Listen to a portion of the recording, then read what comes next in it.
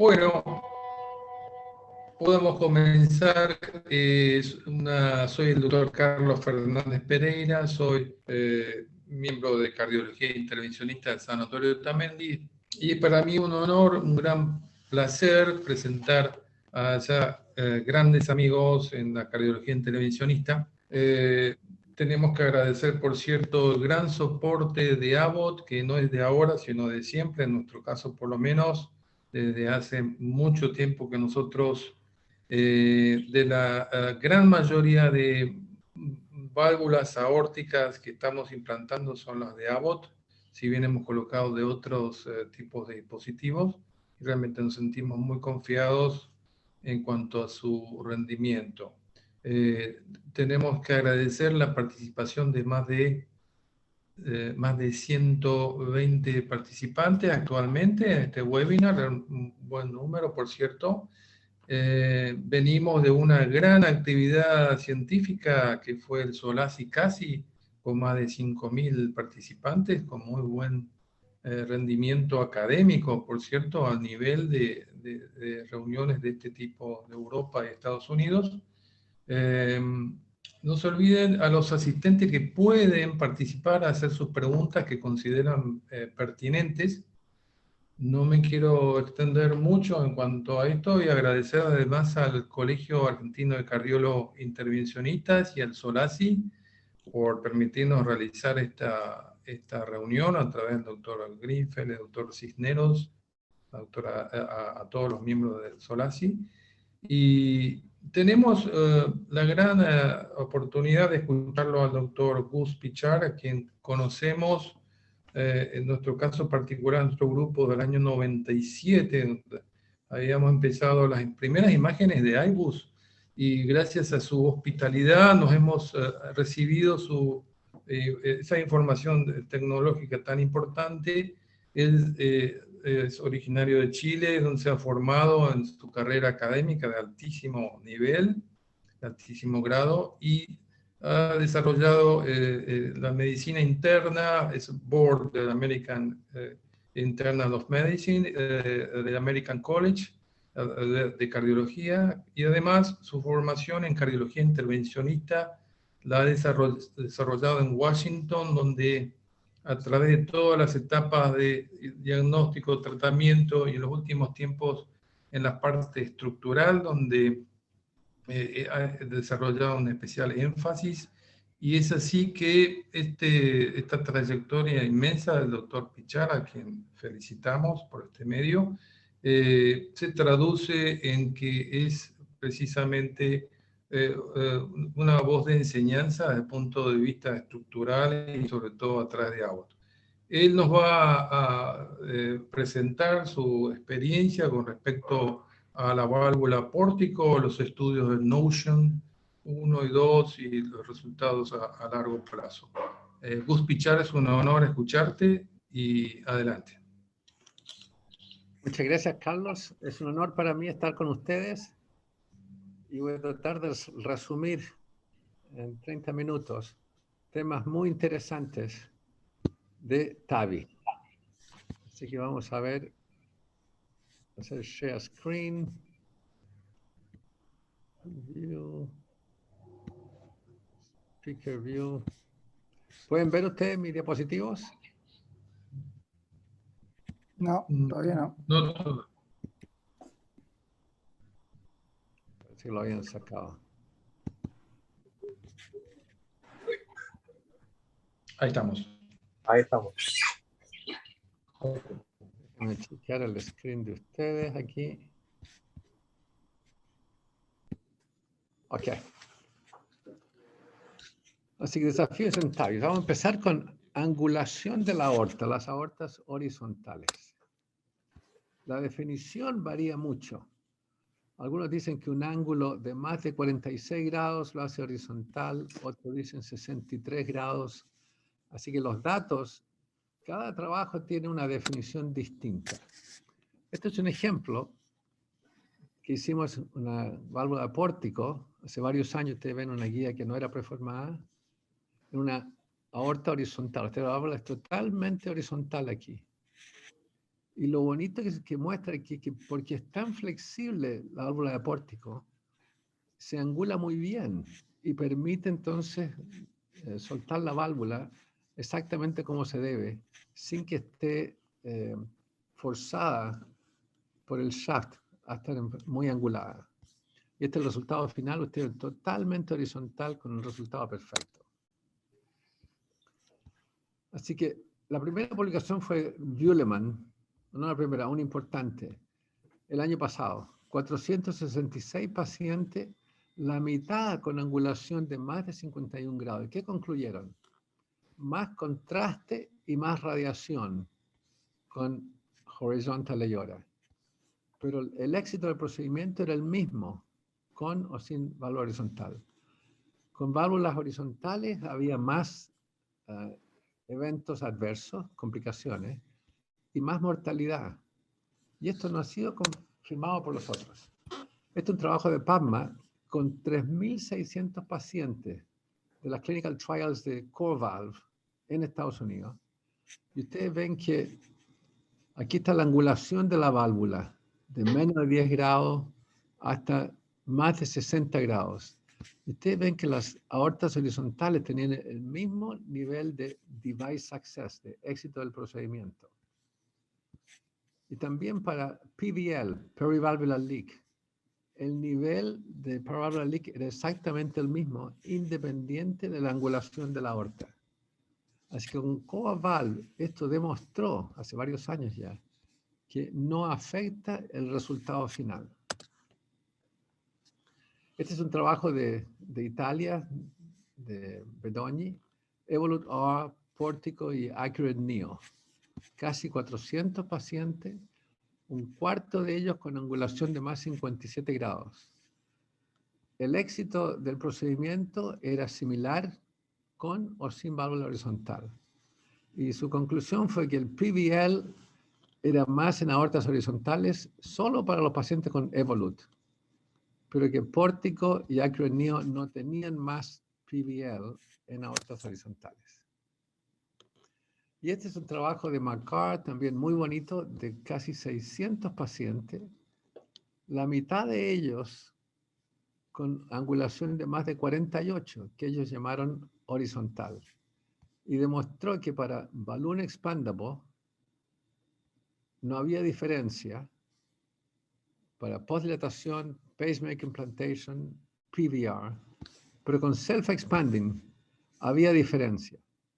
Con aorta horizontal era peor en cada categoría, pero no en la balloon expandable. Así que él decía para aortas horizontales hay que preferir la válvula de Edwards. Ay, perdón que aquí esto me está tapando el título. Y estos son datos de la válvula de Portico que Shehab presentó en el PCR el año pasado. De los 100 pacientes, la mitad tenían una angulación de más de 48 grados. Y hizo un análisis.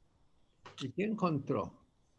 No había aumento del tiempo de fluoroscopía ni el tiempo del procedimiento. No había aumento de manipulaciones, pre-BAV, post-BAV, resheathing. Y no había más complicaciones. El éxito fue igual, 100%. Los short-term outcomes eran lo mismo. La hemodinamia, effective orifice area y PVL eran la misma. Y sugiere que la válvula de Portico con FlexNav es safe in patients with horizontal aorta. Así que en resumen, las aortas horizontales no parecen ser un problema serio. Hay que hacerlo con cuidado, un análisis detallado del escáner y el éxito va a ser muy alto. Dos palabras sobre Alternative Access. Cuando PARTNER 1 empezó, era 50%, eran transapicales y la otra mitad eran transfemorales.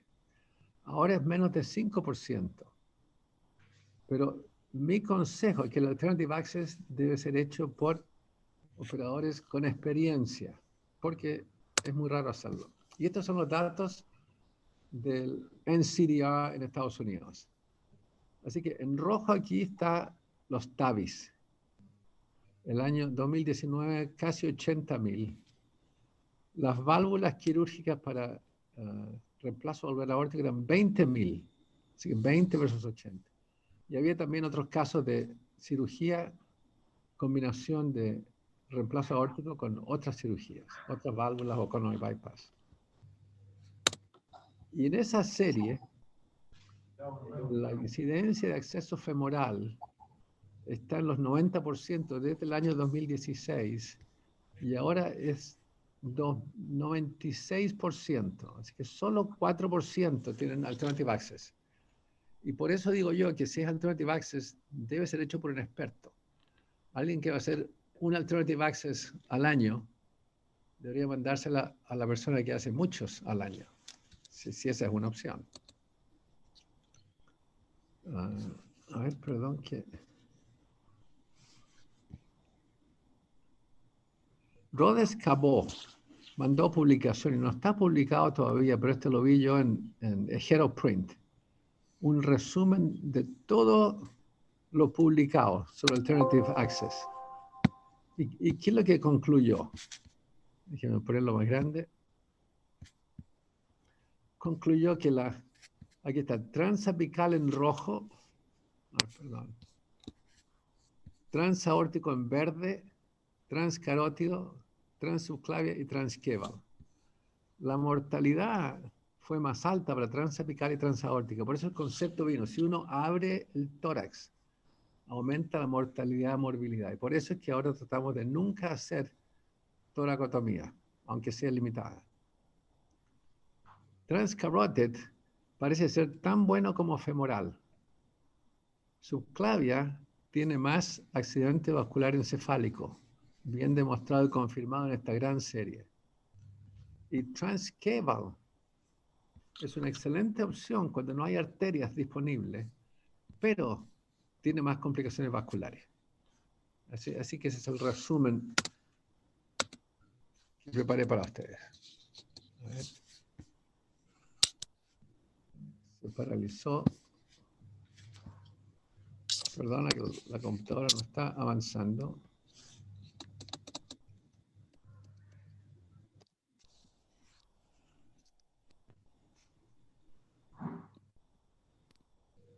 Ok.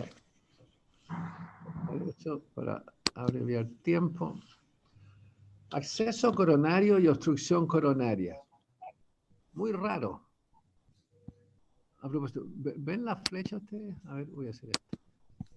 Muy raro, menos del 1%. Pero el mensaje importante hoy día es que la mitad de ellos tienen mortalidad. Así que uno debe hacer todo lo posible para que no suceda nunca. Acceso coronario en relación a esto. Muy importante. Con la válvula de Edwards, habitualmente es fácil, aunque los strats suben arriba, como están abiertas, el acceso es fácil. Con pórtico, como las células son muy grandes y la válvula es intraanular, el acceso es muy fácil. Con covalve, la válvula es superanular, pero todavía el acceso es relativamente fácil. El problema es con valve-in-valve.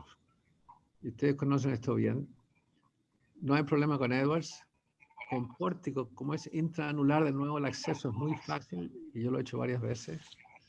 Pero con covalve existe el problema. Si las coronarias son bajas, la primera válvula crea un túnel, y ustedes conocen esto bien, que puede bloquear el acceso a la coronaria. No solo ese tipo de bloqueo coronario, pero con valve-in-valve puede haber sinus sequestration. Si la sinotubular junction es estrecha, la válvula original va a subir y cerrar entonces el seno de Valsalva y va a secuestrar el acceso a las coronarias.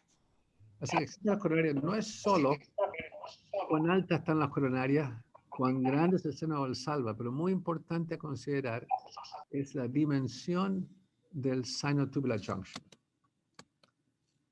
Voy a saltarme algunos de estos slides para ir más rápido. Este es un trabajo muy lindo publicado que muestra cuál es el riesgo de secuestración del seno de Valsalva. y mostraron que con Evolut era casi la mitad de los pacientes y con Sapien era muy raro. Ahora, ese también es un dato importante. Raj Makkar estudió en su equipo pacientes que habían tenido protección coronaria durante el procedimiento. La protección se hizo en 2.2% de los TAVIs. Y recuerden que 30 a 50% de los TAVIs tienen enfermedad coronaria. Así que es muy poco. En poco más de la mitad se puso un stent. En esta serie, casi todos recibieron técnica de Chimney. Y yo estoy totalmente opuesto a la técnica de Chimney, porque poner todo ese metal fuera de la coronaria, que sube hasta arriba, no puede entrar nunca más a la coronaria, tiene alto riesgo de trombosis. Así que yo recomiendo poner el stent 2 milímetros fuera del osteo para que prevenga que el osteo se tape, pero no ir hacia arriba con chimenea. Ahora, cuando uno ha hecho protección y tiene que decir, ¿ponemos el stent o no ponemos el stent? Hemos aprendido a ponerlo casi siempre, porque si el stent no se pone, hay más mortalidad y hay bastante delayed occlusion. Ese osteo coronario se cierra en 6 horas, en 12 horas, en 2 días, 4 días, 10 días. Ahora, ¿cuál es el riesgo de poner stent? Es trombosis de stent, que en la serie de Makkar sucedió en 1%, todos fatales, pero todos fueron casos de mitral flow valve in valve. Mitral flow tiene los velos fuera de los posts. Ahora, este es un caso que hicimos hace un tiempo, una coronaria derecha con senos muy estrechos. Se protege con un stent, se pone la válvula de pórtico y el flujo coronario es excelente. Pero a pesar, ver el seno de Valsalva es estrecho, a pesar del buen flujo coronario. Ponemos el stent y con eso garantizamos que nada va a ocluir este osteo. Y esta es la técnica que yo recomiendo. No tomen el riesgo de oclusión coronaria. Ahora, para terminar con el tema de obstrucción coronaria. El balón para predecir obstrucción coronaria, en mi humilde opinión, no lo recomiendo. Esto era hace 15 años, cuando no teníamos escáner.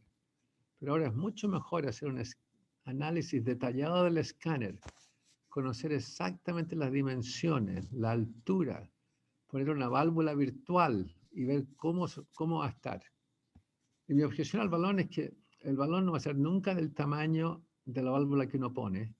Así que la evaluación GIA ahí es, en mi opinión, deficiente. No sé cuántos de ustedes lo hacen eso rutinamente. Hay varios operadores en el mundo que continúan haciendo esto, pero yo lo hallo de valor limitado. Ahora, Makkar publicó en todos esos casos, de los 141 casos, la diferencia entre aquello en que el stent se puso y el stent que no se puso. La mortalidad fue la mitad cuando pusieron el stent. La mortalidad cardíaca fue también la mitad. El infarto fue más con stent porque tuvieron obstrucción del stent, eventualmente. El stroke fue lo mismo, así que al total fue la misma morbilidad. A pesar de eso, yo les recomiendo que cuando tengan duda, pongan el stent. Así que eso es lo que les acabo de decir. Y a propósito de eso, 2 palabras sobre cómo estamos de tiempo. Commissural alignment.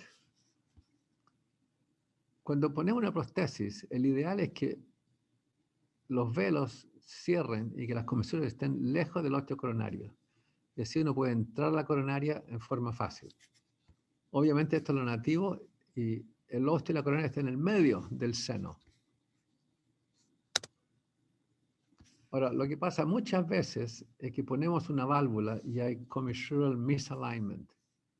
La comisura está justo al frente de la coronaria, creando problemas para el acceso coronario.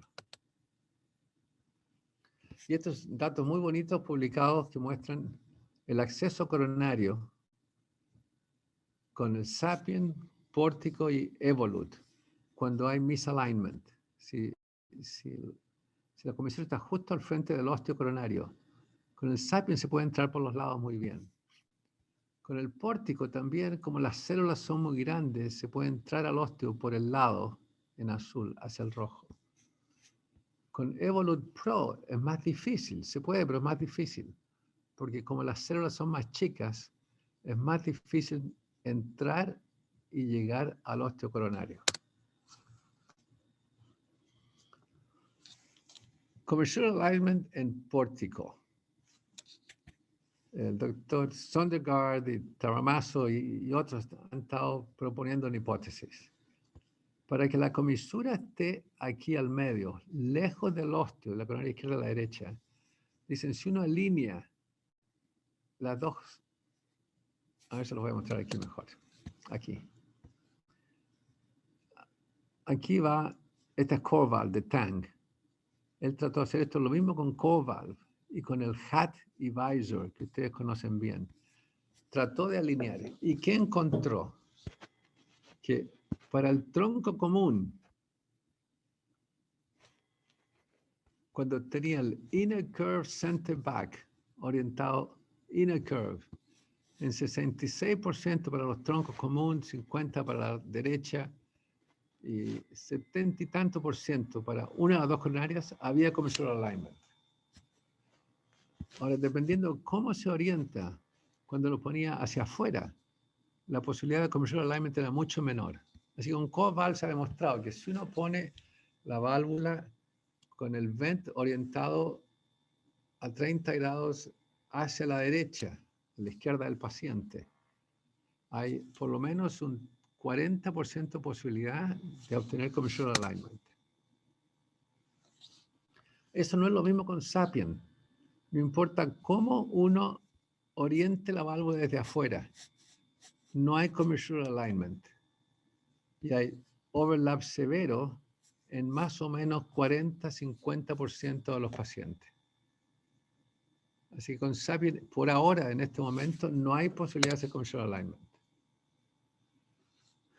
Kapadia ha estado demostrando un sistema nuevo en que hace biplane fluoroscopy, hace virtual CT imaging y trata entonces de orientar las comisuras de acuerdo a la planificación del CT original. Y con eso propone que va a haber un 43% de moderate misalignment en vez de mucho más alto.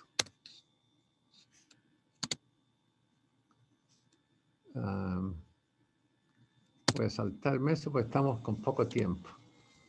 Así que para Sapien 3, para Evolut, para Accurate Neo, esta publicación de Tang, viendo con qué frecuencia hacían commissural alignment. Y había severe overlap con el left main o la coronaria derecha. 30%, 10, 15%, 7 a 15%. Así que si uno hace un esfuerzo, mejora. Y ahora, ¿por qué hacer commissural alignment? Ahí este es Pórtico.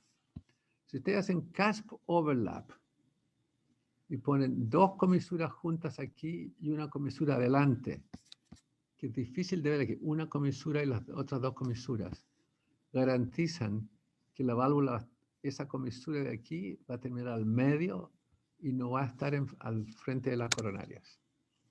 Y pueden hacer eso para el otro lado, hacer CASP overlap del non-coronary y right coronary. Entonces poner dos comisuras aquí y una allá.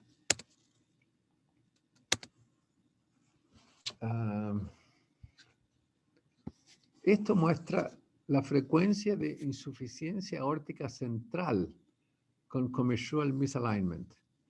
Cuando hay moderate to severe commissural alignment, misalignment, 6.3% a pre-discharge y 8% a 3 meses tenían insuficiencia aórtica central.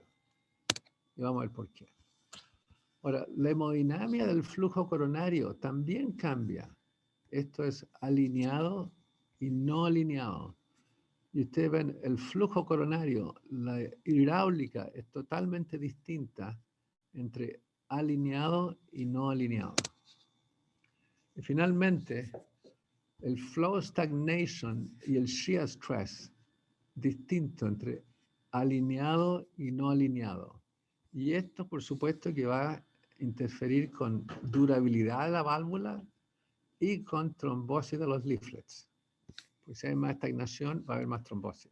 Así que coronary alignment es un tema nuevo, pero muy importante, y los invito a todos ustedes a que estén interesados y que empiecen a hacerlo lo más que puedan para hacer commercial alignment.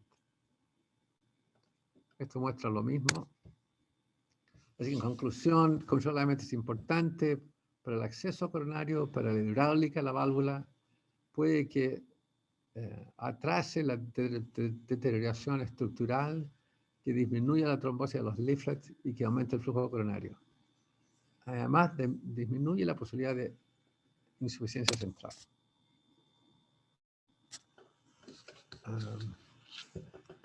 ¿Cómo estamos de tiempo? Creo que me voy a saltar esto porque no quiero entrar. Esto era sobre el risk factor, pero ustedes lo conocen bien. Notion. Notion es un estudio en pacientes de bajo riesgo randomizado a cirugía en rojo o TAVI en azul. Es una pequeña serie de nada más menos de 300 pacientes. Y a 5 años mostró que la mortalidad de stroke era la misma. Y esto es a 8 años. Exactamente lo mismo. All cause mortality, la mitad de los pacientes. Que a propósito, mortalidad muy alta. Ahora, esto es bien importante. El área valvular era mucho más grande con TAVI que con cirugía. Y el gradiente era más alto con gradiente que con TAVI. Y esto permanece estable a través de los 5 años. Es una diferencia muy importante. Structural valve deterioration a 8 años. Y la definición, como ustedes saben, se ha discutido mucho. Antes, para la cirugía, se hablaba solamente de reoperación. Pero esto de acuerdo al VARC-2. Así que los dos con la misma definición. Y TAVI, sin duda, es mucho mejor que cirugía a 8 años en estos pacientes de bajo riesgo. Ahora, cuando uno usa un criterio de structural valve deterioration modificado con un gradiente medio de más de 20 o un cambio de más de 10 milímetros, todavía TAVI es casi el doble mejor, pero la diferencia no es tan grande como antes.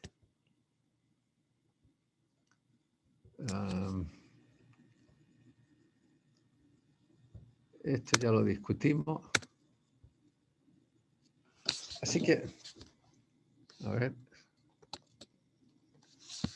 En resumen, desafíos nuevos en TAVI que discutimos. Hablamos de angulación aórtica, de acceso alternativo, de oclusión coronaria, de commercial alignment, de durabilidad. Y espero que esto abra el tema a discusiones interesantes con el público que está atendiendo esta conferencia y espero haber introducido preguntas importantes que les permita mejorar el tratamiento de sus pacientes que tienen TAVI. Muchas gracias. Excelente, excelente, Gus. El doctor ha cumplido exactamente en el tiempo. Es impresionante esto. 30 minutos exactos. Realmente lo felicito. Y ahora tenemos al doctor Gus, tenemos ahora al doctor Lamelas, Pablo Lamelas. Él se ha formado en Canadá, específicamente sus áreas de interés son sobre todo el TAVI y oclusiones coronarias totales crónicas y angioplastias complejas. A su vez, Pablo está desarrollando una gran actividad en lo que se refiere a research, específicamente en el SOLACI, a través de registros, y esa es su actividad más intensa últimamente. Él se desempeña en el Instituto Cardiovascular Buenos Aires, y él nos va a hablar precisamente de algunas guías con respecto al TAVI actuales. Pablo. Gracias, Carlos, por la introducción. Voy a compartir pantalla. Bien. voy a hablar en nombre de un gran grupo de personas que trabajamos durante más de un año, por lo tanto es difícil resumir en unos minutos todo lo que implicó el desarrollo de esta guía, pero probablemente hagamos un resumen. Va a haber actividades más dedicadas para explicar el proceso y evacuar dudas sobre la guía de TAVI latinoamericana, pero bueno, en principio agradecer a todas las personas que han participado. En principio, definitivamente teníamos una necesidad de desarrollar una guía clínica para TAVI en Latinoamérica. Bien, varios miles de procedimientos TAVI se realizan en Latinoamérica en cada año. Por ejemplo, en Brasil casi 2.000 TAVIs por año, en Argentina cerca de 800, 900 por año. Y Latinoamérica no es Norteamérica o Estados Unidos o Europa, donde el balance entre los ingresos, los recursos y el sistema de salud es muy diferente. Sin embargo, aún así, muy frecuentemente en nuestra región se utilizan guías americanas o europeas como base para instalar tratamientos. Y también hubo un evento que también fue clave para el desarrollo de esta guía, que hubo un informe de Conetec en Argentina, en el cual lo analizamos muy críticamente. En ese caso, me acuerdo con Diego, con el doctor Cherro, doctor Kevorkian, que de hecho publicamos en SAC nuestra opinión sobre al respecto con muchas falencias metodológicas, y realmente se dio el escenario para que desarrollemos una guía latinoamericana, en este caso entre Solasi y la Sociedad Interamericana de Cardiología. ¿Cuál es el setting de la guía clínica que desarrolló este grupo? Es Latinoamérica en general, donde solamente un país es de bajo ingreso, que es Haití. Todo el resto de los países son de medianos ingresos o altos ingresos, y el 90% de los 650 millones de personas que viven en Latinoamérica pertenecen a países de moderado o alto ingreso. Todo esto según la clasificación de World Bank. ¿Quiénes son los pacientes que nosotros desarrollamos esta guía clínica? ¿Para qué tipo de pacientes? Son aquellos pacientes añosos con estenosis aórtica severa sintomática elegibles para TAVI transfemoral. Y esto, hay muchas razones por las cuales nos focalizamos en esta población, que estoy contento en discutir más adelante. ¿Y cuál es la audiencia principal de esta guía? Esta guía se diseñó principalmente para informar a los grupos de médicos o al Heart Team en la toma de decisiones de pacientes con estenosis aórtica severa. Pero también las potenciales audiencias son los pacientes, los hospitales o los administradores de hospitales, las instituciones de salud de cada país en Latinoamérica, como también los gobiernos. Pero en principio estuvo desarrollada para aquellas personas que están en la mesa discutiendo qué hacer con pacientes con estenosis aórtica severa. La guía clínica se dividió en diferentes equipos o roles, donde había un panel que tenía derecho a voto y justamente a interactuar en todo el proceso de la guía clínica, un equipo de métodos de investigación, equipo de revisión sistemática y metaanálisis, experto de tópicos y un equipo que se encargó de escribir la guía en general. ¿Quiénes fueron los participantes del panel de guía? Bueno, muchos de estas personas son conocidos por todos ustedes. Incluía 3 cardiólogos clínicos representando la Sociedad Interamericana de Cardiología, 4 cirujanos cardíacos representando la cirugía cardíaca en Latinoamérica, 4 intervencionistas representando Solasi, 2 de los cuales pertenecen al CASI, y también 2 pacientes, ¿no? Un paciente post-TAVI y post-cirugía, que realmente proveyeron un acercamiento a la problemática mucho más cercana a lo que es importante para el paciente. Luego también se sumó un equipo, o mejor dicho, formó parte de un equipo de métodos de investigación. Todas estas personas que figuran aquí, incluido bueno, el doctor Yair Skovich, el doctor Iqbal Jaffer de Canadá, cirujano cardíaco, Martín Ragusa, Rodrigo Baúl y Enrique Rivero, todos expertos o de tópico o de métodos de investigación, y entre estas 6 personas se distribuyeron las tareas relacionadas a la investigación clínica. También el proceso de la guía incluyó una revisión externa que incluía cardiología clínica, cirugía cardíaca, cardiología intervencionista y método de investigación. O sea, una vez terminada la guía, fue revisada externamente también. ¿Cuál fue el proceso de esta guía en particular? Que, insisto, tomó más de un año, fue muy trabajosa. Utilizamos metodología GRADE, que es básicamente, podría llamarse lo que es el state of the art para el desarrollo de guías clínicas para informar la práctica clínica, ¿no? En este caso, empieza todo con el desarrollo de una pregunta de investigación en formato PICO, que ahora lo vamos a ver en detalle más adelante.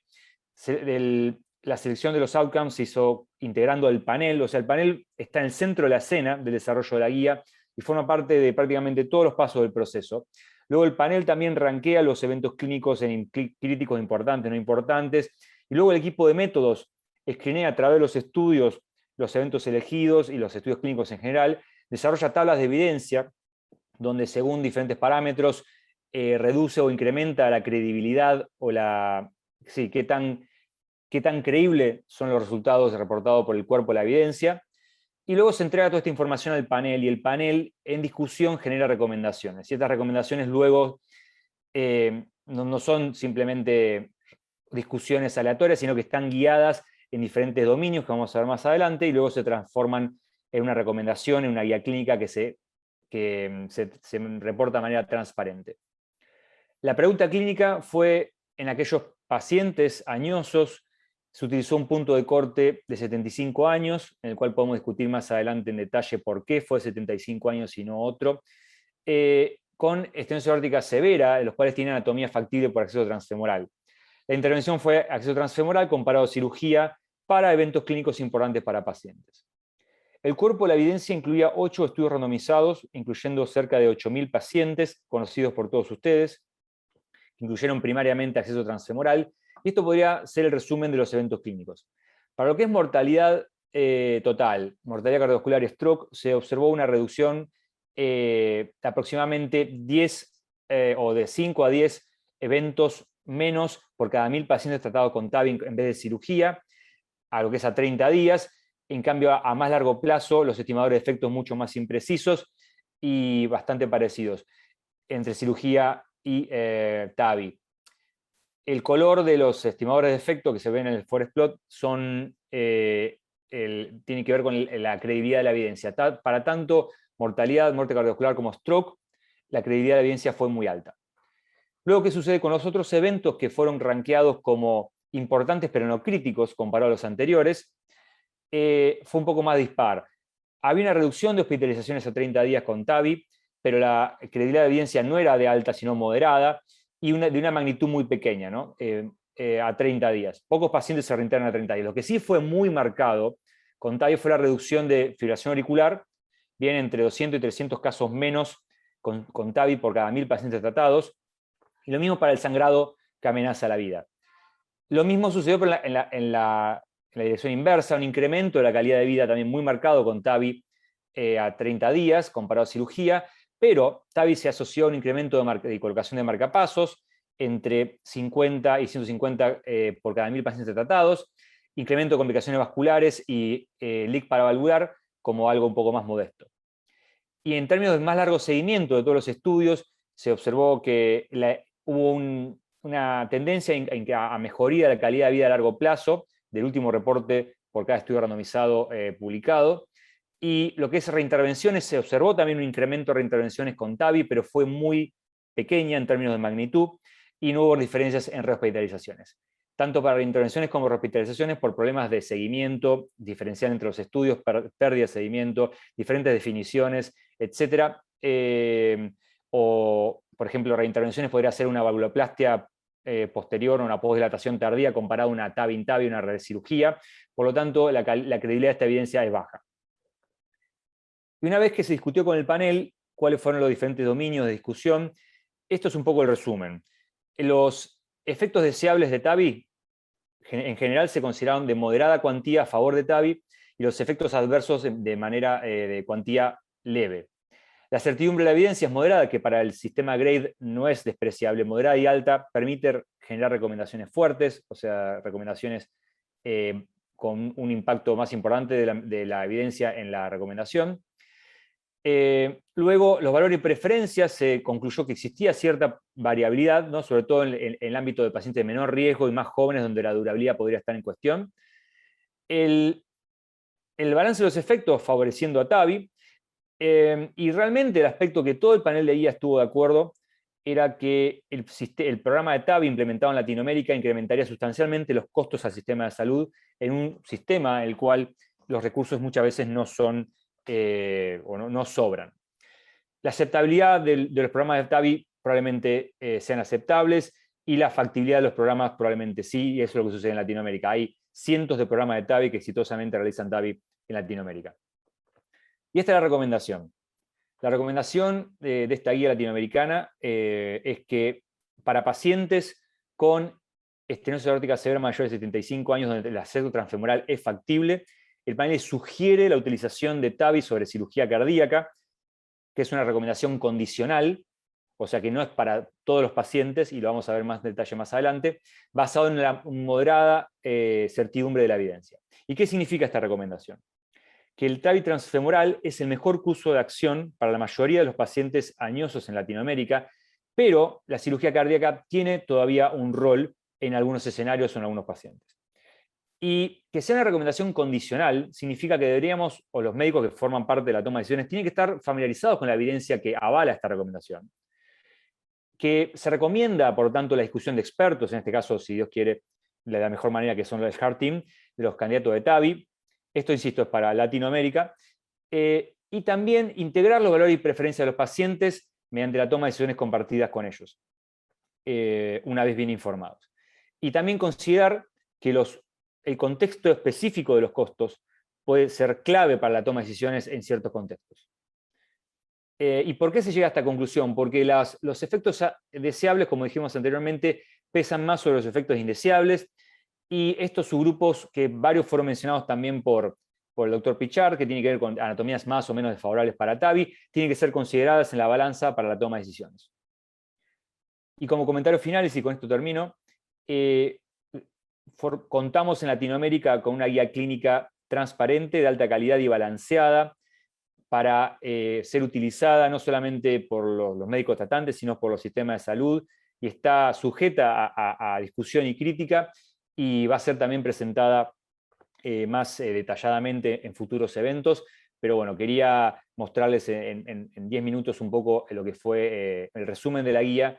Y esta guía fue publicada también en Heart, que es el journal de cardiología de BMJ, uno de los más prestigiosos a nivel global.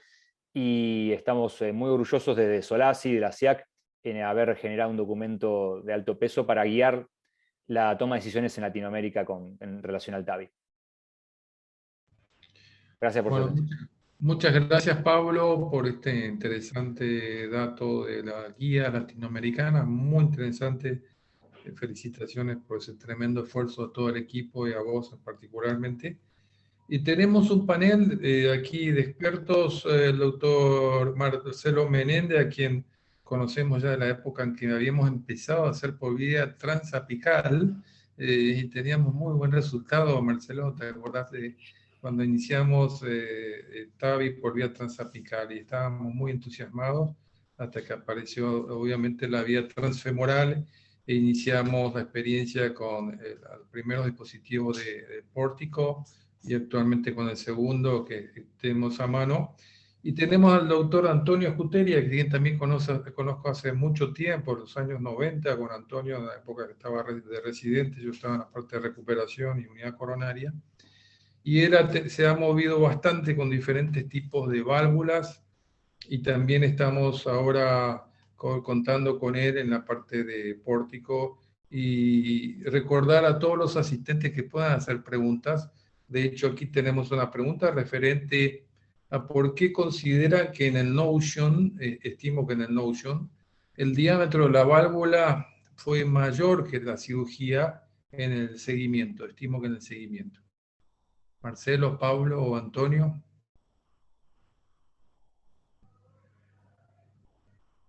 Sí, bueno, buenas tardes. Gracias al CASI y al Solasi y a vos por invitarnos. Creo que el doctor Pichar se tuvo que retirar, ¿no? Creo que tenía un Sí, vuelo. Así que, bueno, básicamente las estructuras de las válvulas TAVI, de las válvulas quirúrgicas, son completamente diferentes. Y eso hace que los orificios efectivos y los gradientes sean menor en TAVI que en válvulas quirúrgicas. Y es un poco lo que se demostró en el Notion, que si bien es un estudio de pocos pacientes, hoy tenemos que la durabilidad de las válvulas hasta los 8 años son muy buenas. Yo me quería primero felicitarlo a Pablo por este trabajo que han hecho. y te quería, Pablo, hacer dos preguntas. Uno es, vos dijiste, fijaron la edad de 75 años como punto de partida. Eh, Quisiera saber por qué tuvieron en cuenta eso. Eh, y otro es, que me parece perfecto, porque hoy los scores de riesgo, la verdad que no juegan un papel tan fundamental como creíamos anteriormente. ¿Por qué te pregunto esto? Porque el gran problema que nosotros tenemos hoy son la aceptación. Las guías me parecen perfectas y yo estoy totalmente de acuerdo, pero hoy el problema que tenemos son las aceptaciones de los prestadores de salud de indicación de TAVI justamente en este grupo de pacientes.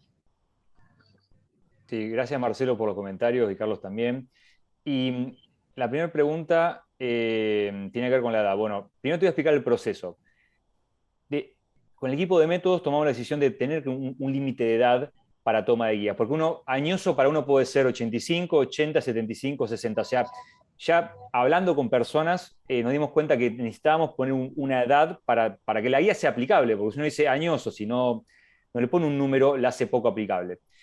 Y lo que hicimos fue poner un cirujano, que es Iqbal Schaffer, y a un intervencionista, que es Rodrigo Bagur. Rodrigo Bagur formó parte de un desarrollo de guía clínica anterior, de BMJ también, con gente de McMaster, donde ellos usaron el tema como integraron la evidencia disponible y la adaptaron a una recomendación basada en edad. Y entre ellos dos hicieron una especie de un reporte y un juicio de utilizar quizás 75 años como el margen. Esta recomendación fue después revisada por el equipo de métodos, por el resto del panel y fue avalada por todos.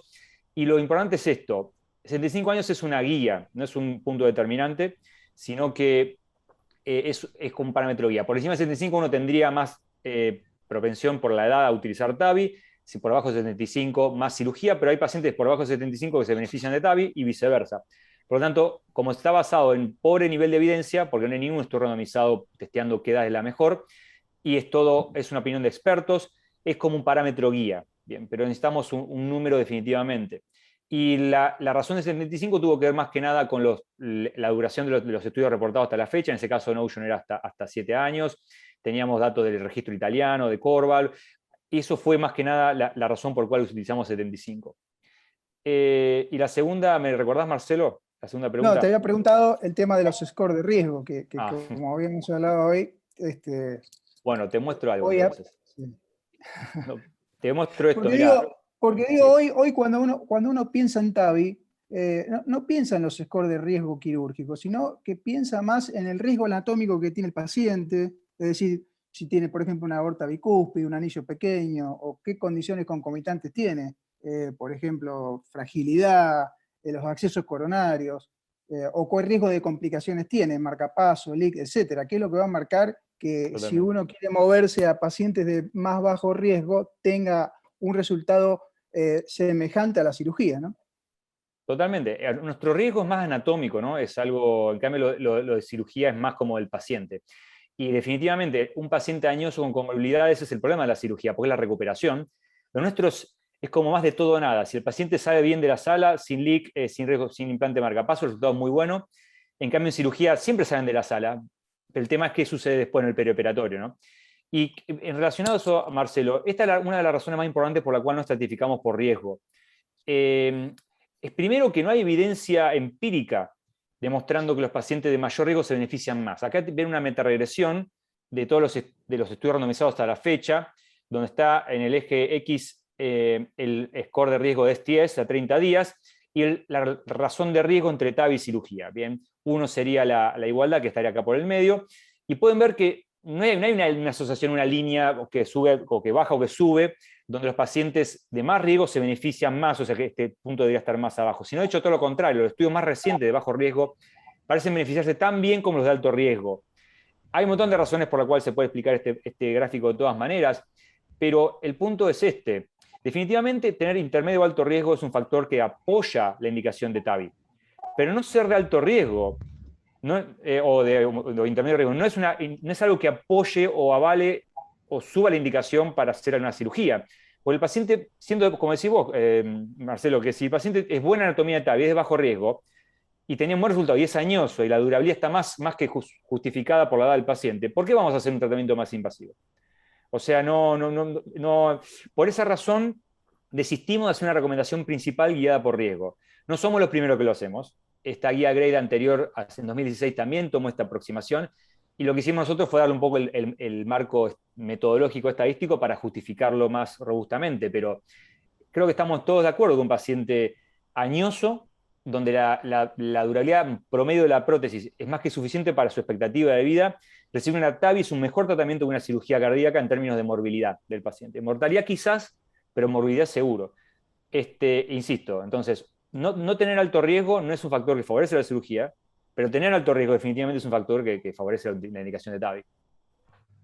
Ok, perfecto. Ahora lo que nos queda es tratar de convencer a los prestadores de salud que estas guías realmente son así, sobre todo por la diapositiva que vos mostraste en rojo que decía costos, ¿no?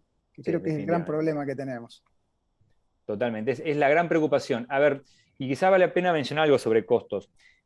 En desarrollo de guías Grade típicamente se hacen análisis económicos formales, ¿no? Se calcula el costo, la diferencia de costo entre los tratamientos, la diferencia de efectividad en quali, y se hace lo que se llama se calcula un ICER, que es el Incremental Cost Effectiveness Ratio, que es básicamente cuánto yo estoy gastando de dinero para incrementar la calidad de vida o la expectativa de vida ajustada por calidad de vida del paciente. Que es básicamente es una moneda común entre todos los tratamientos. O sea, todos, sea un tratamiento para curar el cáncer o para una vacuna para prevenir una enfermedad, todo se puede transmitir en quali.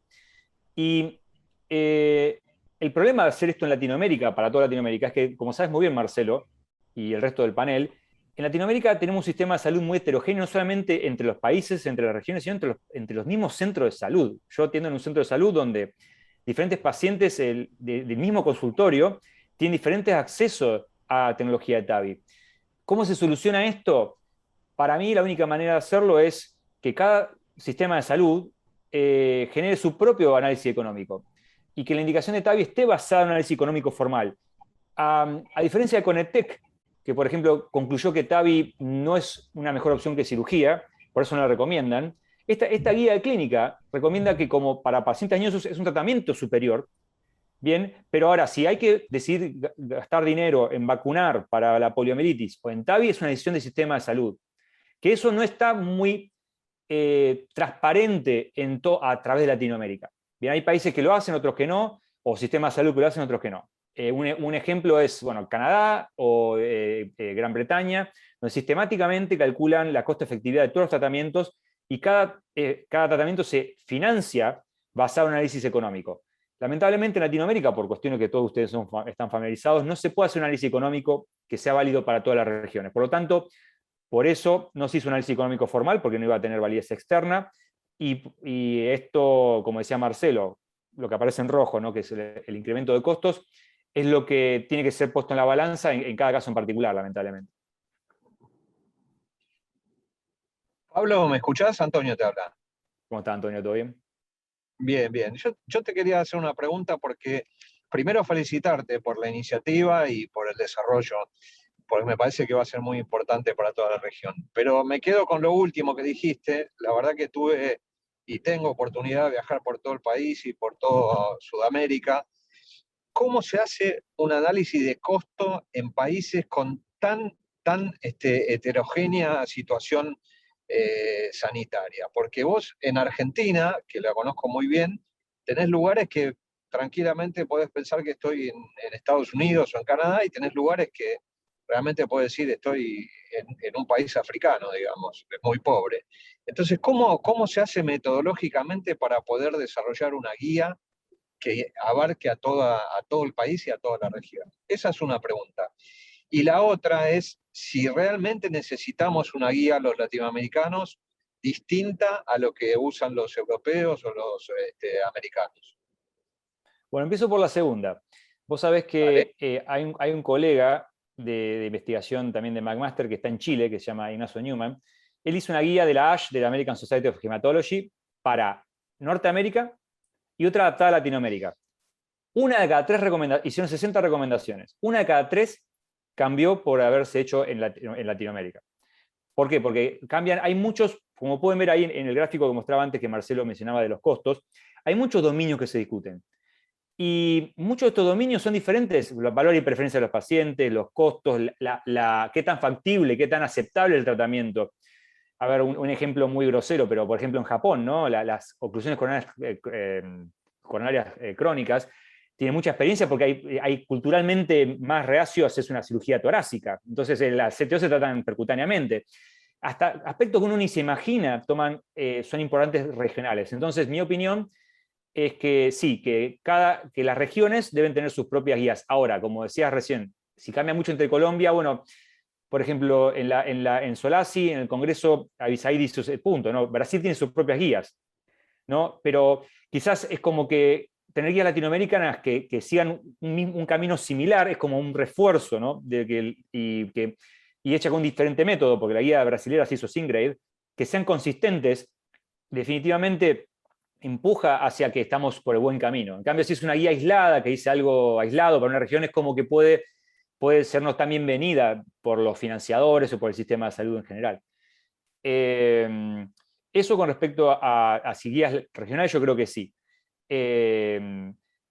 Después, con respecto al sistema de salud y la financiación, creo que en sistemas fragmentados de salud como tenemos nosotros en Argentina, con el CASI, creo que no hay otra opción que cada financiador haga su propio análisis económico. No me queda, o sea, formalmente. Eso sería la mejor manera de que lo hagan. Y que le digan, mira, yo voy a financiar TAVI en tales poblaciones por estos costos, por estos beneficios y demás. El problema muchas veces es que el sistema de salud no es costo efectivo, sino costo minimizado.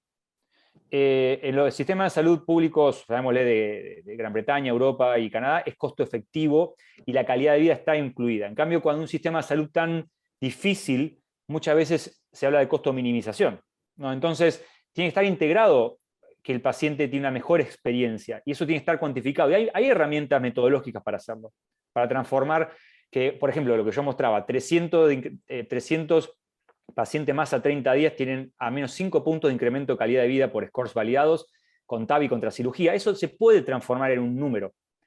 Y el problema es que ese ejercicio, naturalmente, no sucede. Perfecto. Creo que tiene que suceder. Hay varias preguntas acá de los asistentes. Una es bastante, se refiere sobre todo a los medios de protección coronarios cuando la distancia es muy baja. En este caso muestran un ejemplo de 6 milímetros del tronco de la corona izquierda y el dispositivo utilizaron un Balimbal, sería un pórtico número 23. O sea, ¿qué métodos ustedes practican para protección de las coronarias? ¿Usan directamente un guía, una extensión del guía, cuerda? ¿Cómo dividen para los asistentes ese grado de dificultad que podría ocasionar un valve, un apórtico y una distancia muy corta en el tronco de la coronaria izquierda?